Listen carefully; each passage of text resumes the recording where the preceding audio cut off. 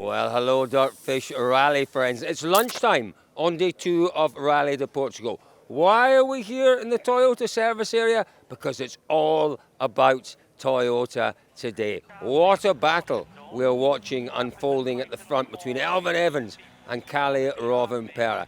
Listen, today has been once again a testing day. It was unbelievably rough yesterday. Today is a longer day, 164 kilometres in total, an 80-kilometre loop with 3 stages, the longest stage of the rally in that loop as well. Amarante at 37 kilometres. Throw in the chance of a thunderstorm, roads getting abrasive and rough, and you have all the ingredients for another fabulous day. The morning has been interesting. It's swung at the front, the lead between Evans and Rovanperä. Let's have a word with a man who does lead at lunchtime. It's Elfyn Evans. It's been okay. The first stage is always quite good fun to drive. It's very sandy. You can place the car a bit more freely, let's say. So this is always enjoyable. But afterwards, it's a bit more about technique, to be honest. It's quite a hard one, this middle stage. I, again, didn't have such a good rhythm. I've sometimes struggled in that stage a bit in the past. So yeah, not my favourite. But yeah, the long one then the rhythm seemed to be quite okay, but it's always difficult when you're in the car, you know, if you're doing well or not. And yeah, it was so sandy and deep and dust in the car, and quite hot actually by the end. Do you know what? It's really good, isn't it, to see Elfyn Evans looking so relaxed and sounding so confident. He knows he has the ability to stay ahead of Rovanperä, but Rovanperä did take a few seconds this morning in second stage of the morning. Obviously, Elfyn took it all back in the third stage. Will Rovanperä respond? Let's hear from him. Yeah, we had to take 2 used softs from yesterday. So for sure, the first 2 ones were not so good with the softs than what Elfyn had new ones. And yeah, on the long one, we should have put the hard on the car like Elfyn did, because it was all the tires were completely gone.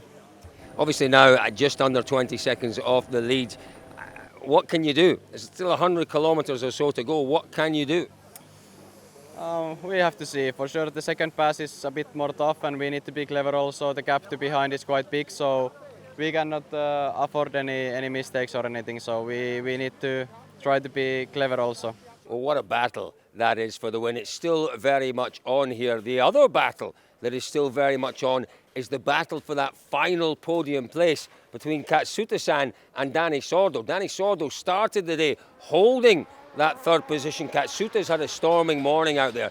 He has been neat, he has been clean, he has been tidy. Let's hear what he thinks of his performance. Yeah, I tried some push and also tidy some sections, which is very tricky section. So it worked pretty well. And yeah, still I'm missing a bit of the pace compared to Elfyn and Kalle, but they are fighting on top. So if I try to fight with them, I need to take a big risk. So this time is not take like that. Of course, still I'm not saying that I'm not taking risk, but just I need to focus for steady and things. Yeah. Wow, we really do have a great afternoon ahead of us here. That battle for the lead, that battle for third place, still very much on. Other notable stories this morning, well, Sebastian Loeb retired after the opening stage of the morning. He's got some kind of issue with his car, wasn't worth carrying on. He is retired for the day. The other big issue was for this man, Sebastian Ogier. He went off backwards in the second stage of the morning, as you can see, damage to the rear of the car.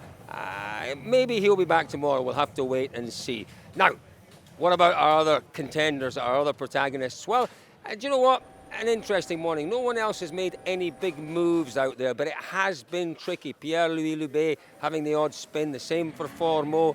Not a bad morning for Ott Tanak, and not a bad morning for, obviously, Thierry Neuville, but they are very, very much relying on other drivers ahead of them to make mistakes, to come across problems if they are to move up the leaderboards. Talking about the leaderboard, let's give you the top 10 at lunchtime on Saturday here in Portugal.